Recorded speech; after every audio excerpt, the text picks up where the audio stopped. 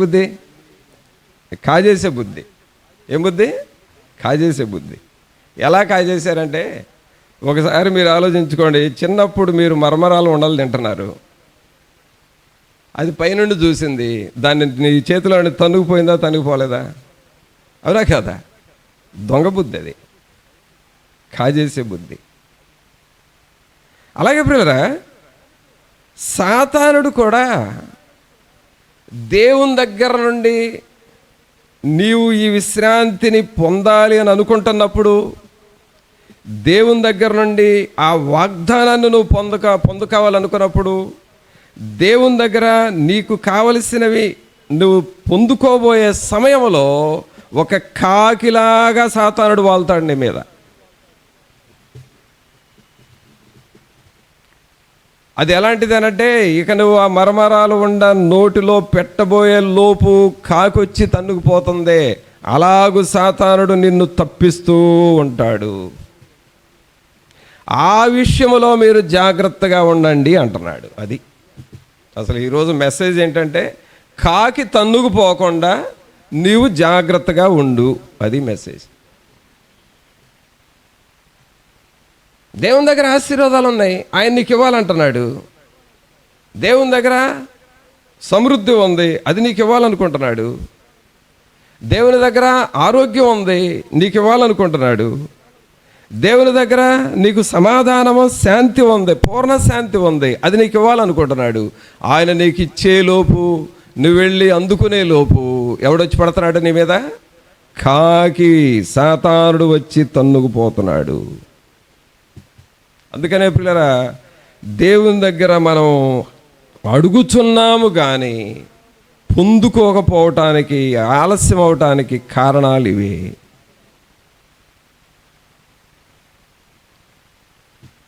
ఈ పిల్లోడి చేతిలో ఆ మరమరా ఉండలు కాకి తన్నుకుపోయిన తర్వాత పిల్లోడు చేసే పని ఏంటంటే ఏడవటమే, ఇంకేం చేయలేడాడు. ఊరికి ఏడుస్తాడు, ఈ నా కాకి తన్నుకుపోయిందని ఏడుస్తాడు, అంత తప్ప ఏం చేయలేడు. మనం కూడా సాతానుడు శోధించి మనకు రావలసిన ఆశీర్వాదములు వాడు తన్నుకుపోతా ఉన్నప్పుడు మనం కూడా బాధపడేవారముగా, దుఃఖపడేవారముగా, కృంగిపోయిన వారముగా, అలాగూ నలిగిపోతున్న వారముగా ఉంటా ఉన్నాం.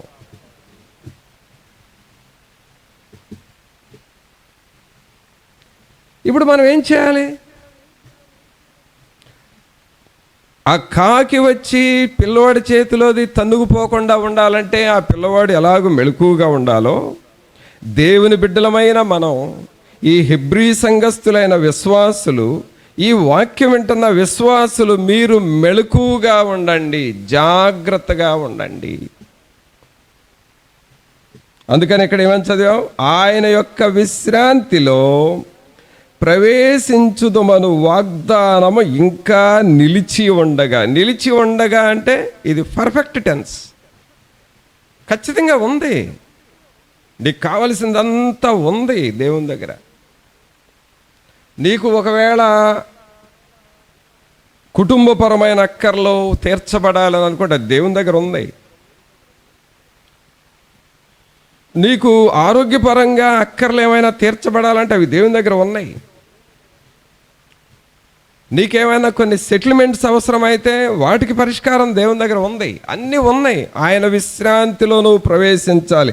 ఆ వాగ్దానం నిలిచి ఉండగా, తర్వాత అంటున్నాడు, మీలో, చదవండి అందరమాట, మీలో ఎవడైనను ఒకవేళ ఆ వాగ్దానము పొందకుండా తప్పిపోవునేమో. ఇది కాకి బుద్ధి. ఇది కాకి బుద్ధి అండి. తప్పిపోవునేమో అంటే నీకు సమాధానం కావాలనుకుంటున్నావు కదా, ఒకవేళ సమాధానం లేకుండా ఉంటున్నావేమో. నువ్వు ఆరోగ్యం కావాలని కోరుకుంటున్నావు కదా, ఒకవేళ ఆరోగ్యం నీకు రావటం లేదేమో. ఆర్థిక అభివృద్ధి కావాలని కోరుకుంటున్నావు కదా, ఒకవేళ అడుగుతున్నా నీకు ఆర్థిక అభివృద్ధి రాలేదేమో.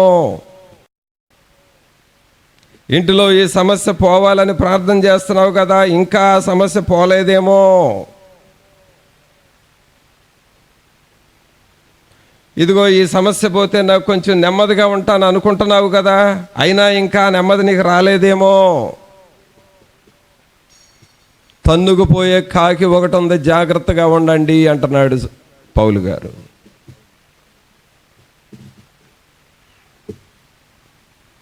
పిల్లరా, అంటే అర్థం ఏంటి అనంటే, ఆయన విశ్రాంతిలో మనం ఇంకా ప్రవేశించట్లేదు అని అర్థము. ఆయన విశ్రాంతిలో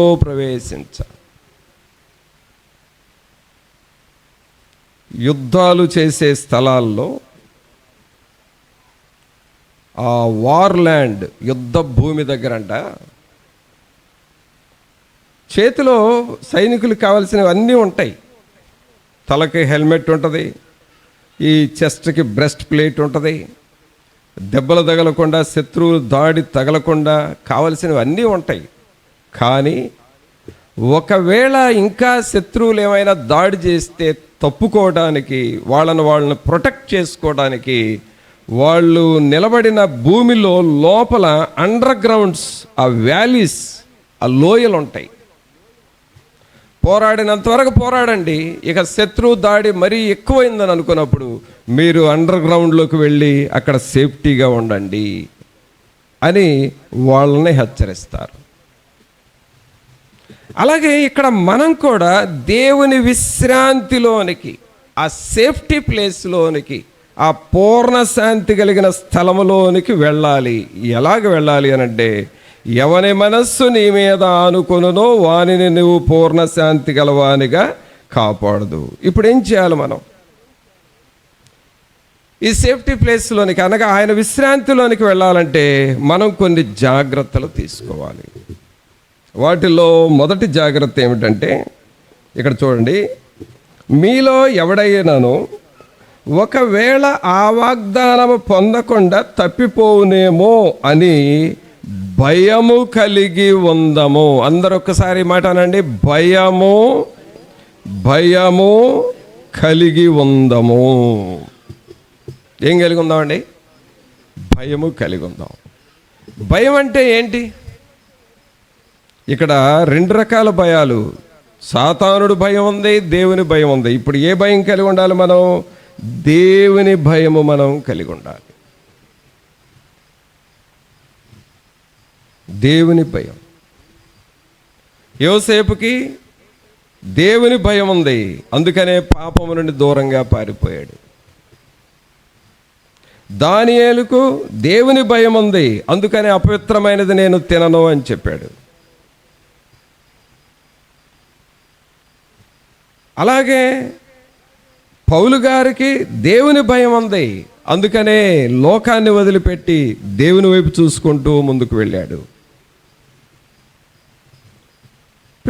దేవుని విశ్రాంతిలో ప్రవేశించడం అంటే అర్థం ఏమిటంటే, మనము దేవుని భయము కలిగి ఉండాలి. అన్ని సమయాలలో, అన్ని పరిస్థితులలో 24/7, 7 రోజులు 24 గంటలు దేవుని భయము నీలో ఉండాలి.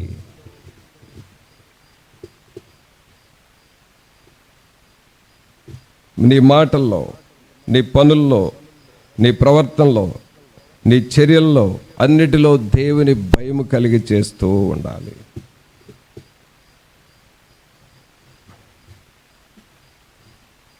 ఈ మధ్య ఒక సహోదరుడు నాతో చెప్పిన విషయం ఏంటంటే, ఆయన ఒక ఆఫీసర్ క్యాడర్లో ఉన్నాడు. అందువల్ల ఒక ఫైల్ మీద సంతకం పెట్టాల్సి వచ్చింది. సార్ ఈ సంతకం పెట్టండి అని చెప్పారు. చెబితే ఈ సంతకం పెడితే కొన్ని లక్షల రూపాయలు వస్తాయి తనకి. ఒకసారి సంతకం పెట్టండి సార్, ఇంత మనీ వస్తుంది మీకు అని అంటే, నేను దేవుని భయం కలిగిన వాడినయ్యా, ఇలాంటి పిచ్చి సంతకాలు నేను పెట్టను. ఆయన సంతకం పెడితే ఆ ఎదుటోళ్ళకి పని అవుతుంది, ఈయనకి డబ్బు వస్తుంది. కానీ నేను దేవుని భయం కలిగిన వాడిను, నేను ఈ పని చేయను, నేను సంతకం పెట్టను అని చెప్పాడు. అంతే. ఈ సంతకం పెట్టను అనేటప్పటికీ ఇతనికి కోపం వచ్చి బయటకు వెళ్ళి ఈయన పోస్ట్ మీద కొంత పోరాడాడు, ఇతన్ని ఎలాగైనా ఇబ్బంది పెట్టాలి అని. ఈయనేం చేశాడో తెలుసా?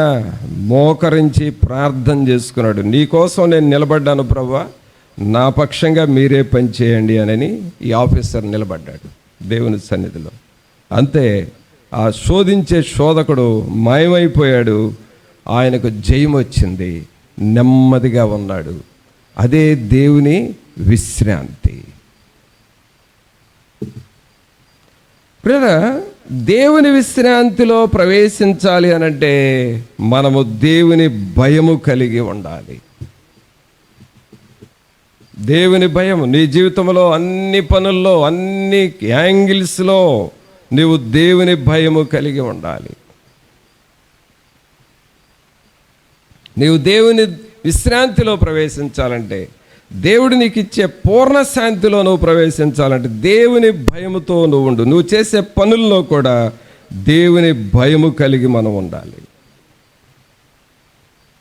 నీవు మెయింటైన్ చేసుకోవాలి. అది దేవుని భయాన్ని నువ్వు మెయింటైన్ చేసుకోవాలి. దేవునికి భయపడేవాడు ఎవరికి భయపడిన అవసరం లేదు. అందుకని ఇక్కడ అంటున్నాడు 4వ వచనంలో, ఆయన యొక్క విశ్రాంతిలో ప్రవేశించుదు మన వాగ్దానము ఇంకా నిలిచి ఉండగా, మీలో ఎవడైనను ఒకవేళ ఆ వాగ్దానం పొందకుండా తప్పిపోవునేమో అని భయము కలిగి ఉందాము. అంటే ఈ దేవుని భయము గనక నీలో లేకపోతే నీవు వాగ్దాన విషయంలో తప్పిపోతావు. వాగ్దాన విషయంలో తప్పిపోయావంటే దేవుడిచ్చే విశ్రాంతిలో నీవు ప్రవేశించవు. చూడండి ఎంత ఉందో, తీగలాగితే డొంక గదిలిందంటారు చూడండి, అది అలా ఉంది ఇక్కడ. మొదట మనం దేవుని విశ్రాంతిలో ప్రవేశించాలి అంటే మనకు వాగ్దానం ఉంది. ఆ వాగ్దానంలో తప్పిపోకుండా ఉండాలంటే ఏం కలిగి ఉండాలి? మనం దేవుని భయము కలిగి ఉండాలి. ఇప్పుడు దేవుని భయం లేకపోతే వాగ్దానంలో తప్పిపోతాం. వాగ్దానంలో తప్పిపోతే దేవుని విశ్రాంతి పోతుంది. దేవుని విశ్రాంతి పోతే ఆ సమస్యలు అలాగే ఉంటాయి. అందుకనే ప్రియరా, మనం దేవుని భయం కలిగి ఉండాలి. ఆ భయముతో వాగ్దానాన్ని కాపాడుకోవాలి. వాగ్దానం కాపాడుకొని దేవుని విశ్రాంతిలో ఉండాలి. దేవుని విశ్రాంతిలో ప్రవేశించి మన కార్యాలు మనం సఫలపరచుకోవాలి.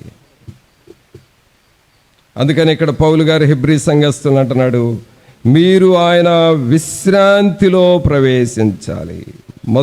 మరలా చదువుదాం చూడండి. ఆయన యొక్క విశ్రాంతిలో ప్రవేశించుదు మన వాగ్దానము ఇంకా నిలిచి ఉండగా, మీలో ఎవడైనను ఒకవేళ ఆ వాగ్దానము పొందకుండా తప్పిపోవునేమో అని భయము కలిగి ఉందము. బైబిల్ గ్రంథంలో మనం చూస్తే మరి దేవుని భయం కలిగిన వాళ్ళందరూ సాధించేవారుగా ఉన్నారు. దేవుని భయం పోగొట్టుకున్నవారు నష్టపోయిన వారుగా ఉన్నారు. ఈ ఆకాను, గెహజీ వీళ్ళందరూ దేవుని భయం లేని వారండి. అననీయ, సప్పీరా వీళ్ళందరూ దేవుని భయం లేని వాళ్ళు. అందుకనే వాళ్ళు నష్టపోయారు, దేవుని విశ్రాంతిలో ప్రవేశించలేదు. కావున ప్రియులరా, ఈ విశ్రాంతిలో మనం ప్రవేశించాలంటే దేవుని భయమును మనం కలిగి ఉండాలి. తర్వాత ఇంకేం చేయాలో చూద్దాం. మనం ఈ విశ్రాంతిని పొందటానికి మనం చేయాల్సిన మరొక పని 11వ వచనం చూడండి. 11వ వచనం, అదే అధ్యాయం 4:11. కాబట్టి అవిధేయత వలన వారు పడిపోయినట్లుగా మనలో ఎవడునో పడిపోకుండా ఆ విశ్రాంతిలో ప్రవేశించుటకు జాగ్రత్త పడుదము. చూసారా, మొదటి కారణమేమో మీరు దేవుని భయం కలిగి ఉండండి, ఆ విశ్రాంతిలో మీరు ప్రవేశిస్తారు అని చెప్పాడు. రెండవది, ఆ విశ్రాంతిలో ప్రవేశించడానికి జాగ్రత్త పడండి. అవిధేయత వలన పడిపోతారు, మీరు జాగ్రత్తగా ఉండండి అంటున్నాడు. ఏంటంటే అది అవిధేయత. ప్రియులారా, మన జీవితాల్లో ఈ విశ్రాంతిలో ప్రవేశించకుండా మనల్ని చెడగొట్టేది ఏమిటంటే అవిధేయత. డిజొబీడియన్స్. ఏమిటి అవిధేయత అంటే దేవునికి లోబడకపోవటమే, దేవుని వాక్యానికి లోబడకపోవటమే, దేవుని ఆజ్ఞలను మనం పాటించకపోవటము, అలాగే దేవుని మాట ఒకటి చెప్పినప్పుడు ఆ వాక్యం ప్రకారము నడుచుకోకపోవటం, అది అవిధేయత. అవిధేయత. అందుకని ఇలాంటి అవిధేయతలు మీలో వస్తాయేమో, మీరు జాగ్రత్త పడండి. ఒకవేళ అవిధేయత మీలోకి వచ్చిందంటే దేవుని విశ్రాంతి మిస్ అవుతారు మీరు. కాబట్టి అవిధేయత వలన వారు పడిపోయినట్లుగా మనలో ఎవడనో పడిపోకుండా ఆ విశ్రాంతిలో ప్రవేశించుటకు జాగ్రత్త పడుదాము. పిల్లరా, పరలోకాన్ని పోగొట్టుకున్నవారు మనకు తెలుసు. కొంతమంది పరలోకాన్ని పోగొట్టుకున్న వాళ్ళు తెలుసు. వాళ్ళల్లో పరలోకాన్ని పోగొట్టుకున్న వాళ్ళు ఎవరైనా మీకు గుర్తుంటే ఒకళ్ళ పేరు చెప్పండి. బైబిల్లోనే మీకు జనరల్గా బయట విషయాలు ఏమి వద్దులే, కానీ బైబిల్లో పరలోకాన్ని పోగొట్టుకున్న వాళ్ళు ఎవరైనా ఉంటే మీరు చెప్పండి ఒక పేరు, ఎవరిదైనా. ధనవంతుడు, లాజరు. ఇద్దరిలో ఎవరు పరలోకాన్ని పోగొట్టుకున్నారు? లాజరు పరలోకానికి వెళ్ళాడు, ధనవంతుడు పరలోకాన్ని పోగొట్టుకున్నాడు. కారణం ఏంటి? కారణం ఏంటి? దేవుణ్ణి లెక్క చేయలే, దేవునికి లోబడలా, అలాగే దేవునిని ఘనపరచల. ఆయన ఆస్తిని ఘనపరిచాడు తప్ప, ఆ ఆర్థిక అభివృద్ధి మీదే మనసు పెట్టాడు తప్ప దేవుని మీద మనసు పెట్టలే. అందుకనే అతడు నరకానికి వెళ్ళాడు. అవిధేయత అది. అవిధేయత వలన దేవుని విశ్రాంతి, దేవుని యొక్క సన్నిధిని పోగొట్టుకున్నాడు. ఇంకొకళ్ళ పేరు చెప్పండి. గెహజీ. గెహజీ ఎవరి దగ్గర ఉండేవాడు? ఎలీషా దగ్గర ఉండేవాడు. ఎలీషానేమో ప్రవక్తగా, ప్రార్థన చేసే ప్రవక్తగా ఉంటే, ఈ ఎలీషా దగ్గర ఉన్న గెహజీ ప్రార్థన లేదు, అలాగే దేవునికి ఇష్టమైన పనులు చేయలే. దేవునికి ఇష్టమైన పనులు చేయలే. మరి ఎలీషా ఏదైతే కాదు అన్నాడో దానిని ఆశించి గెహజీ తెచ్చుకున్నాడు. అదే అవిధేయత. దేవుడు కాదు అన్నది నువ్వు చేయకూడదు. దేవుని సేవకుడు వద్దు అన్న తర్వాత నువ్వు మరలా రెండోసారి అది చేయకూడదు. దేవుని ద్వారా లేక దేవుని సేవకుని ద్వారా ఒక కాషన్ నీకు వస్తే నువ్వు దాన్ని ఖచ్చితంగా చేస్తే నీకు మంచిది. ఏముందలే అని నువ్వు రిజెక్ట్ చేసి నీ ఇష్టం వచ్చినట్లుగా చేసుకుంటే అవిధేయత క్రిందకి, డిజోబీడియన్స్ కిందకు వస్తుంది. అది దానివలన లాస్ ఏంటి అని అంటే, గెహజీకి ఏం పోయింది? పరలోకం పోయింది, అనారోగ్యం వచ్చింది. పరలోకం మంచిదా, అనారోగ్యం మంచిదండి? పరలోకంలో దేవునితో ఉండే భాగ్యం మంచిదా, లేక నయమానిచ్చిన వస్త్రాలు మంచివా? ఏ వస్త్రం అన్నా కానివ్వండి, ఎన్ని సంవత్సరాలు కడతారు మీరు? ఎన్ని సంవత్సరాలు కడతారండి? పరలోకం మంచిదా, వస్త్రం మంచిదా? పరలోకం మంచిదా, అనారోగ్యం మంచిదా? ఏం తెచ్చుకున్నావు నువ్వు అసలు? దానికి కారణము అవిధేయత. ఇంకొక ఎగ్జాంపుల్ చెప్పండి, మూడో వాళ్ళది. యోధా ఇస్కరియోతు. యోధా ఇస్కరియోతుకి దేవుడు ఎంత భాగ్యం ఇచ్చాడు అసలు. ఈ యోధా ఇస్కరియోతు ఎంత చెడగొట్టుకున్నాడు అని అంటే, పరలోకం చుట్టూ 12 గుమ్మాలు ఉన్నాయండి. ఎన్ని గుమ్మాలు? పరలోకం. మనకు ఒక పాట ఉంది కదా, పరలోక పట్టణము 12 గుమ్మములు 12 ముత్యములతో పదిలముగా కట్టబడే 12 ముత్యములతో రాళ్లతో పదిలముగా కట్టబడే.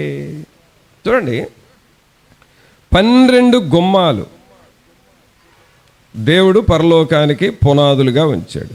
ఆ 12 గుమ్మాలకి 12 పేర్లు రాయించాడు. ఆ 12 పేర్లు ఎవరో తెలుసా? 12 మంది అపోస్తులుల పేర్లు, శిష్యులు. ఈ ప్రపంచంలో ఏ దేశంలో నుండి అయినా సరే, అంటే ఆఫ్రికా ఖండం ఉంది, యూరోప్ ఖండం ఉంది, ఆసియా ఖండం ఉంది, అమెరికా, అన్ని దేశాల్లో ఎక్కడైనా దేవుని బిడ్డలు మారుమనసు పొంది దేవుని కొరకు జీవించిన వాళ్ళు ఈ 12 గుమ్మాల్లో నుండి ఒక గుమ్మములో నుండి పరలోకానికి మనం వెళ్తాం, ఎవరైనా సరే. ఇప్పుడు ఇదే ఒకే రోజు ఇక్కడ ఒకళ్ళు చనిపోయినా, అంటే మన ప్రాంతాల్లో, అదే ప్రాంతంలో ఆస్ట్రేలియాలో ఒకళ్ళు చనిపోయి, అదే టైంలో అమెరికాలో ఒకళ్ళు చనిపోయి, ప్రపంచంలో ఎవరెక్కడ పోయినా అందరూ అక్కడ కలుసుకుంటారు, ఒక గుమ్మములోనికి వెళ్తారు. ఆ గుమ్మాలు కూడా మనకు ఏ గుమ్మములో నుండి వెళ్ళాలో దేవుడు ముందుగానే ఏర్పాటు చేస్తాడు. ఆ 12 గుమ్మాల్లో ఒక గుమ్మాన్ని మనకు ఏర్పాటు చేస్తాడు. అదొక సబ్జెక్టు, అదొక మెసేజ్. అసలు మనం ఏ గుమ్మంలో నుండి వెళతాం అనేది ఒక మెసేజ్. ఏ గుమ్మంలో నుండి వెళ్ళాలో దేవుడు ఏర్పాటు చేసి ఆ గుమ్మంలోనికి తీసుకొని వెళతాడు. అయితే దేవుడు ఈ 12 మంది శిష్యుల్లో 11 మంది పేర్లే రాశాడంట. 12వ వ్యక్తి యూదా ఇస్కరియోతు లాస్ అయిపోయాడు, అతని పేరు రాయబడలా. కారణం ఏంటంటారు? అవిధేయత. ఏంటంటే అది అవిధేయత.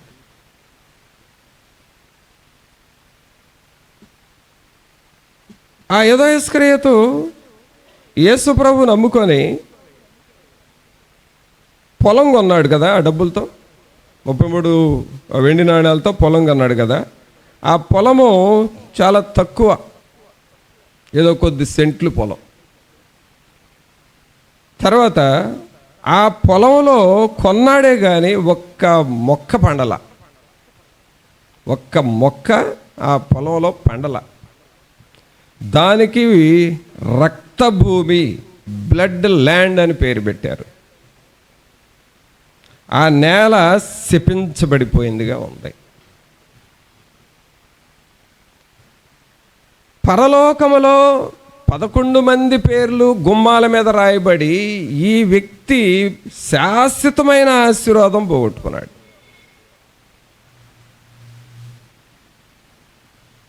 నిజంగా ఒకసారి మీరు ఆలోచిస్తే, అసలు చాలా డీప్గా ఆలోచిస్తే, ఆయన కొన్న భూమికి పరలోకములో ఆ గుమ్మానికి వెలకడితే అసలు ఏమన్నా పొంతనుందా?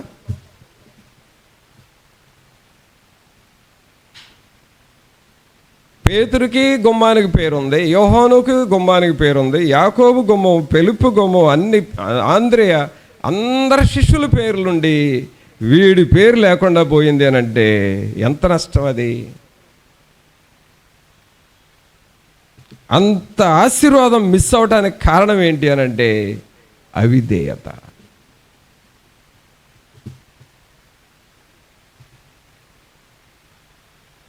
అవిధేయత.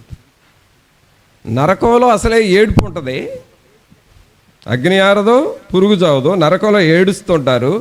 ఈ యూదా ఇస్కరియోతు అనేవాడు ఇంకా ఏడుచుంటాడు అందరికంటే ఎక్కువ. ఎందుకంటే అక్కడి నుంచి చూస్తుంటే పరలోక గుమ్మం మీద అర్రే అక్కడ నా పేరు రాసుకోవాల్సింది, అక్కడ నా పేరు ఉండాల్సింది, అబ్బా ఎంత పొరపాటు చేశానా, అందరి పేర్లు ఉన్నాయి, నా సహోదరులు అందరి పేర్లు ఉన్నాయి, నా పేరు లేకుండా పోయింది అని.